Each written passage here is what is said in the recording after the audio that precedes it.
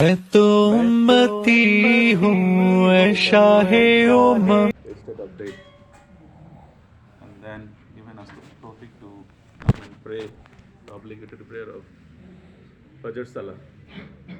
And Alhamdulillah, there was a nice talk. So I will try to make my talk very short.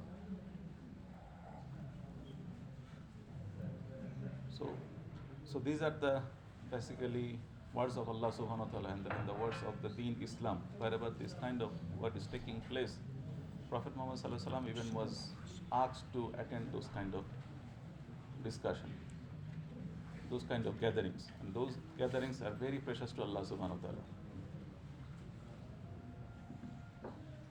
And I do not understand Swahili, but the brother, what he was saying, if I understand the gist of that message, if you look at the current state of the Muslim Ummah, I mean, it has started falling toward the declining trend since the beginning of the last century. And it has only happened because of the kamzor, because of the weakness of our iman. Although we are mu'min, I mean, if you look at what percentage of the mu'min are basically currently the practicing Muslim, and who has the iman, who follows the commandment of Allah subhanahu wa ta'ala, you will find very little. And it is the commandment of Allah, it is the promise of Allah subhanahu wa ta'ala. If someone keep the strong faith of the iman in their heart and do the good deeds, Allah subhanahu wa ta'ala promises that Allah subhanahu wa ta'ala will give them the power to rule the world. And Allah subhanahu wa ta'ala has done that with so many Muslim ummas in different period of time. Like the Sahaba's mind with all the companions of the Prophet Muhammad sallallahu alaihi wasallam, because of their companionship with the prophets, the level of iman that they acquired, although they were very ordinary people at the beginning, but after a while, after some time, Allah subhanahu wa ta'ala made them the ruler of this entire world. They ruled the half of the world, and in some cases, at some point, they also ruled the entire world. And this declining trend has started as we have moved away slowly from the deen and slowly moved away from the commandment of Allah subhanahu wa ta'ala. And our effort is basically to bring that glory back again. And for that, definitely, I mean, if we just increase the power of weapon, if we just increase our military power, that will not help you. The most important power that is required to regain that glory is basically to the power of iman, the strength of iman. If we have the strength of iman, if we fulfill the commandment of Allah subhanahu wa ta'ala, inshallah Allah subhanahu wa ta'ala will give us that glory back. Beshak. And what is that strength of iman? The basic of the iman is the kalima la ilaha illallah Muhammad Rasulullah. I mean, we all uttered that kalima. Being a Muslim, definitely, with our tongue, we all uttered that kalima. But to what extent have we kept that kalima in our heart? That is a question. During the time of Prophet Muhammad sallallahu alaihi wasallam, even the kuffar, they did not accept the kalima, realizing the main hakika of the kalima. They understood the real meaning of the kalima. So what does that kalima say? There is no one to be worshipped, and all belong to Allah subhanahu wa ta'ala. All the power belong to Allah subhanahu wa ta'ala. And when someone is accepting this fact, that means he is submitting, he is surrendering all his abilities to Allah subhanahu wa ta'ala. He cannot have any power or anything. So all the power belong to Allah subhanahu wa ta'ala. So when Abu Jahal, Abu Lahab, they did not accept the kalima, they understood the real meaning of the kalima. But in our life, although being a Muslim, I mean, we uttered the word of the kalima, la ilaha illallah Muhammad Rasulullah, but we do not understand the meaning of the kalima. We cannot keep the real hakika of the kalima in our heart.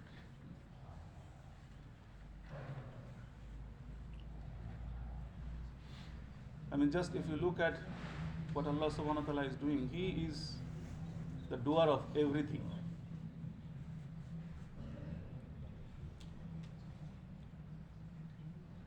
I mean, from the ulama, we have heard that there are 18,000 makhlukat, different kind of makhlukat of Allah subhanahu wa ta'ala. But from one of the Boyan I have heard a few days ago, there are even more than 150,000 different kind of creation of Allah subhanahu wa ta'ala, the living creation of Allah subhanahu wa ta'ala, and Allah subhanahu wa ta'ala is providing. And if you consider that 150,000 different kind of creation, and only one creation is the mankind, and if you look at the total number of mankind, that is around 8 billion now, and then think about all the other creation, and Allah subhanahu wa ta'ala alone is providing sustenance to all this creation. When Musa alayhi salam he first met Allah subhanahu wa ta'ala, he was in such a condition that he was traveling with his wife who was pregnant, and in the dark of the night, when he was looking for fire, some light, during that time he met Allah subhanahu wa ta'ala. And we all know that the conversation that they had between Allah subhanahu wa ta'ala and Musa alayhi salam. Allah subhanahu wa ta'ala immediately asked him to go out in the path of Allah, to go and give invitation to Pharaoh, to Deen Islam. Just think about the condition, think about the situation. So as a human being, naturally those fear came in his mind. So how I can go at this moment while my wife is just waiting here and he is pregnant, he is about to deliver, and that was in the middle of the dark of the night. So then Allah subhanahu wa ta'ala, as he can hear anything and everything, he understood his thinking, which was in the very core of his heart. Allah subhanahu wa ta'ala asked him to beat a stone with his stick. When he did that, the stone broke into two pieces. There was another layer of stone. He again beat that stone. It broke into two pieces. There was another layer of stone. So when he beat that again, from that third layer of the stone, it completely broken into two pieces. And there he saw there is a black ant, which is crawling with a green with a blade of green grass in his mouth. So with that incident, Allah subhanahu wa ta'ala was giving him that lesson, that look, if I can provide sustenance, the fresh green leaves, to an ant inside the three layer of the stone, hard stone, so I am capable of taking care of your wife and everyone. So it was not only the lesson to the Musa alayhi salam, it was a lesson to everyone until the day of Qiyamah, whoever is coming for this entire mankind. So Allah subhanahu wa ta'ala is the provider of sustenance. As a human being, how much can we eat? If you go to a restaurant, even if it is a luxury restaurant, maybe 1,000, 2,000, 3,000, 4,000, not more than that. But think about the blue whale when it is taking meal every day, maybe 2 times. During his every meal, he is taking metric tons of prawns, shrimp. And in the Nairobi market, the price of shrimp is more than 2,000. 1 kilo. So that means 1 ton is 2 million. So every meal that he is taking, that Allah subhanahu wa ta'ala is feeding that blue whale, that worth almost around 10 million. So if Allah subhanahu wa ta'ala can feed that blue whale such an expensive food in every meal, and he is not doing any job, he is not doing any farming or anything, any business, Allah subhanahu wa ta'ala is also capable of providing food, without having any means. And for that, Allah subhanahu wa ta'ala is not dependent on anything. The system, the nizam that Allah subhanahu wa ta'ala has created in this entire world, this is to test our iman, this is to try our iman, so that we can go through this trial and we can be successful. In Alam Raha, when Allah subhanahu wa ta'ala asked us, who is your Rabb, then without having any doubt, all the Ruhu accepted that Allah subhanahu wa ta'ala, you are our Rabb. So that is what Allah subhanahu wa ta'ala wanted to test us. So that is why Allah subhanahu wa ta'ala has intentionally created this system. the worldly system in such a way that we can see something is happening because of this and this and that. So there is a system behind in these worldly affairs. So when we are seeing these things, we are bound to believe those things as this is happening because of all these worldly matters. But Allah subhanahu wa ta'ala is giving us this message: do not believe the abilities of all these things. Believe in the qudrat of Allah subhanahu wa ta'ala. So whatever it is happening, it is not because of this and this and that. It is happening because of the qudrat of Allah subhanahu wa ta'ala. So declining the fact, declining the belief what I can see from my bare eyes, believing the fact of the ghaib, that the message that we have received through our Prophet alayhi salam, that Allah subhanahu wa ta'ala is doing everything, that is the test of Iman. That is the trial of Iman.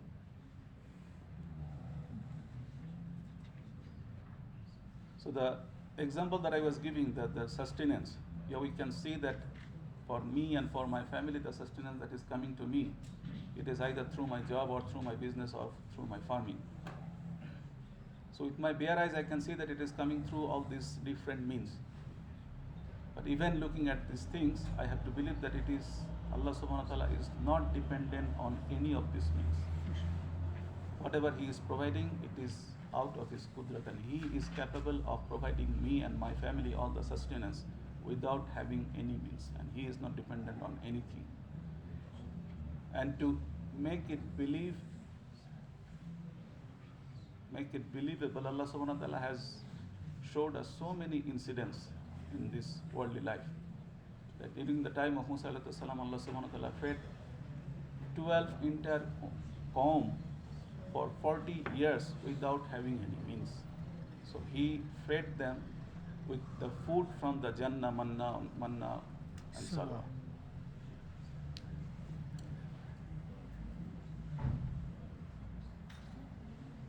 So Allah subhanahu wa ta'ala is the doer of everything, and keeping that faith is the real haqiqah of the kalima. And it is not easy to keep that faith strongly in our heart. Whenever there is any kind of difficulties in our situation, like if I'm in the job, if I fear the losing of my job, I become very fearful. I lost my hope because I do not have the strength of my iman and aqid. Whenever there is any loss in my business, I lost my direction. What should I do now? Because I do not have the strength of my iman in my heart. So that is the weakness of our iman. And that is the trial that Allah subhanahu wa ta'ala is taking us at this moment, through these different kind of small trials. So if we can keep that faith strongly that Allah subhanahu wa ta'ala is doing everything, and if He is managing this entire system, starting from the very subtle thing to the very complicated system of this universe, He is capable of taking care of all my affairs, all my well-being. And my well-being is dependent on Allah subhanahu wa ta'ala's willingness and His qudra. If He can keep that faith in my heart, then I should not be fearful about anything else other than Allah subhanahu wa ta'ala. And my only effort would be to satisfy how I can satisfy Allah subhanahu wa ta'ala. If I knew that my well-being is dependent on Allah subhanahu wa ta'ala's willingness, so all my effort should be to satisfy Allah subhanahu wa ta'ala. And the way to satisfy Allah subhanahu wa ta'ala is to perform all the good deeds following the sunnah of the Prophet Muhammad sallallahu alaihi wasallam. As Allah subhanahu wa ta'ala has created us, He knows what is better for us and what is not better for us, what is not good for us. Although it is me, my body, but I do not have full knowledge about my body. So that is why there is a medical science where studying maybe 5 years in the medicine, they only know the basic of the human body. Then they specialize in the rest of the life, someone only in the eyes, which is a small part of the body.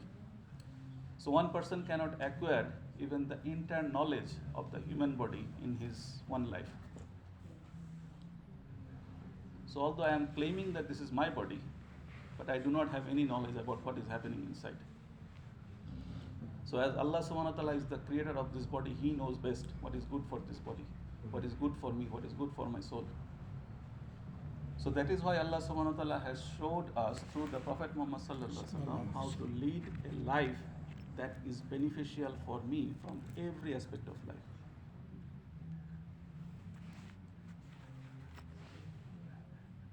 So as the ummah of the Prophet Muhammad sallallahu alaihi wasallam, as the mu'min, we have to follow all the sunnahs of the Prophet Muhammad sallallahu alaihi wasallam. And if we can follow the sunnah of the Prophet Muhammad sallallahu alaihi wasallam, of course we will be benefited through this worldly benefit as well as we will be successful in the life hereafter. And all our deeds will be accepted to Allah subhanahu wa ta'ala. Without the sunnah of the Prophet Muhammad sallallahu alaihi wasallam, none of us can be accepted to Allah subhanahu wa ta'ala. And all the good deeds that I had been mentioning, that to satisfy Allah subhanahu wa ta'ala, the commandments that Allah subhanahu wa ta'ala has given, among all the different commandments, the salah is the first and most important commandment. And that is the strongest mean to establish that connection with Allah subhanahu wa ta'ala. And when Sahabi Azmain, the companions of the Prophet Muhammad sallallahu alaihi wasallam, they got the reward of this salah, they were very happy because they knew that how precious this thing and how strong this mean to connect with Allah subhanahu wa ta'ala. So they could manage to resolve all their issues just only by resorting to salah. Someone's son has died, he immediately resorted to salah, and that Allah subhanahu wa ta'ala has give him life again, give his son life again. Right. So, and that was the teaching of the Prophet Muhammad sallallahu alaihi wasallam, to get back to salah as soon as we are in any kind of difficulties. We should go back to Allah subhanahu wa ta'ala first by praying 2 rakah of salah. And then Allah subhanahu wa ta'ala's help will come. So that is the most powerful weapon to get help from Allah subhanahu wa ta'ala. But we have to make some effort to strengthen our salah, to make it much more and more quality salah. If someone can perform the 5 times salah a day with sincerity and keeping the time, then Allah subhanahu wa ta'ala will reward him 5 things. The first thing that Allah subhanahu wa ta'ala will give, that Allah subhanahu wa ta'ala will remove all the barriers about his rizq, his sustenance. So whatever he is earning, that should be sufficient. He will have barakah in his life. In his grave, Allah subhanahu wa ta'ala will remove all the punishment from the grave. During the day of judgment, Allah subhanahu wa ta'ala will give the book of deeds in his right hand, which is the certificate to go to the Jannah. Then Allah subhanahu wa ta'ala will lead him to cross the Pul Sirat, the bridge of Sirat, with the speed of lightning. And then Allah subhanahu wa ta'ala will grant him Jannah without having any accountability. So just by praying salah 5 times a day, which does not take even an hour in 24 hours, I have to have that sincerity, and I have to have the utmost priority to salah.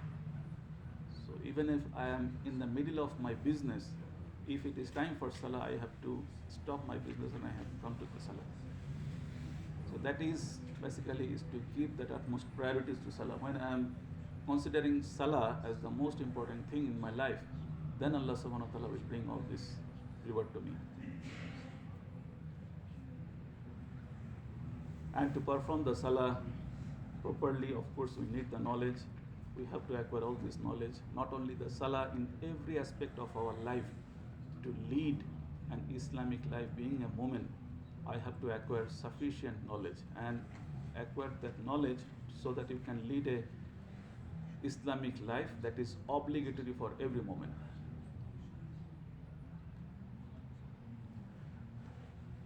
Being a mu'min, we always have to keep the remembrance of Allah subhanahu wa ta'ala in our heart. Whatever condition we are, in the work, wherever we are, we have to keep the remembrance of Allah subhanahu wa ta'ala. So when we have the consciousness of Allah subhanahu wa ta'ala, of course we cannot get into any sins. If we have that fear and consciousness of Allah subhanahu wa ta'ala, I mean that will be sufficient to protect us from indulge into the sin. And a moment is very precious to Allah subhanahu wa ta'ala. According to one hadith, the Prophet Muhammad sallallahu alaihi wasallam has mentioned that Allah subhanahu wa ta'ala will remain this entire system as it is until there is one moment remaining in this world. I heard in Japan that there is a line, train line, and the train line that goes up to the last station. From that station there is only one person who is coming every day. And as there is only one passenger in that last station, Japan government did not stop that train, only with the honor of that one passenger. So that is happening even in the world. And Allah subhanahu wa ta'ala, He has mentioned that until the day of Qiyamah, the last day, Allah subhanahu wa ta'ala will keep everything intact until there is one moment remaining. So the Qiyamah cannot come if there is a moment stays in this world. So from that hadith we can realize, I mean, how precious a moment is to Allah subhanahu wa ta'ala. So if Allah subhanahu wa ta'ala gives such honor to a moment, then how we should respect that person? So if we are all Muslim, all moment, so we should be, I mean, respectful to each other. Not only respect, the special respect that we have to show to each other. That is the haq of every moment. And whatever we are doing in our life, we have to do it to satisfy Allah subhanahu wa ta'ala only.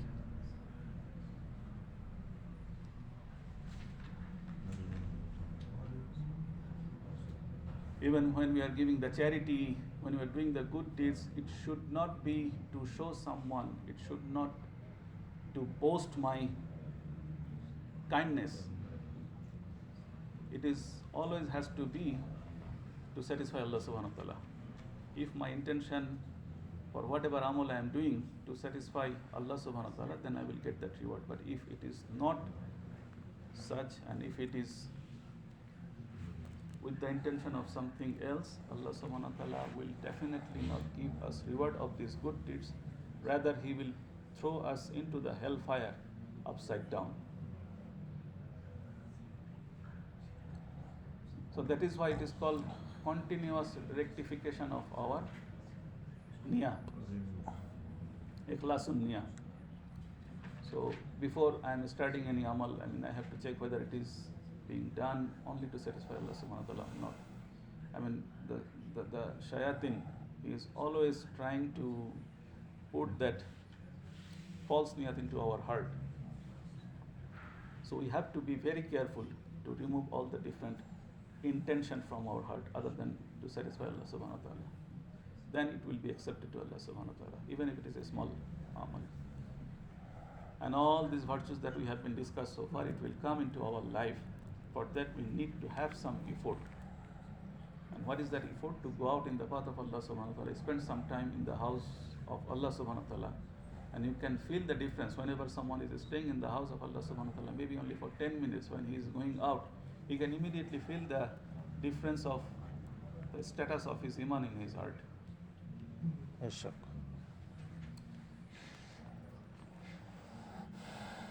When Prophet Muhammad sallallahu alaihi wasallam, I mean, the Sahaba when they caught a thief and then bring him to the Mosjid Nairobi, then Prophet asked the companions not to beat him, not to do anything with him, just to tie him up in the mosque. And then they kept him tied in one of the pillars of the mosque for 3 days. So they asked him to accept Islam on the first day, on the second day, on the third day. He declined every time.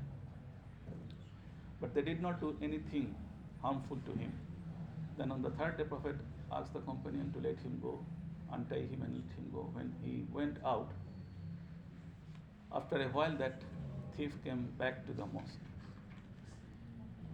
and asked him asked the Prophet Muhammad Sallallahu Alaihi Wasallam to take him into the Deen Islam. Then he said that the kind of peace that he realized when he was inside the environment of the mosque, he could feel the difference when he went out. He became free, but even outside, although he was a free person, but he felt that he does not have that sukoon, the peace in his heart, while the thing that he had while he was inside the mosque died in the pillar of the mosque. So that kind of effect it has, the environment of the mosque. So when someone is spending time in the path of Allah subhanahu wa ta'ala in the house of Allah for 40 days, for 4 months, Allah subhanahu wa ta'ala will change his life. Allah subhanahu wa ta'ala will elevate his iman to a great extent. And if we can acquire that level of iman, then it will be much more easier for us to stay on the path of iman for the rest of our life. So I have intention to go out in the path of Allah subhanahu wa ta'ala. You all make that intention, inshallah. Inshallah. May Allah subhanahu wa ta'ala make it easy for all of us. Amen. Amen.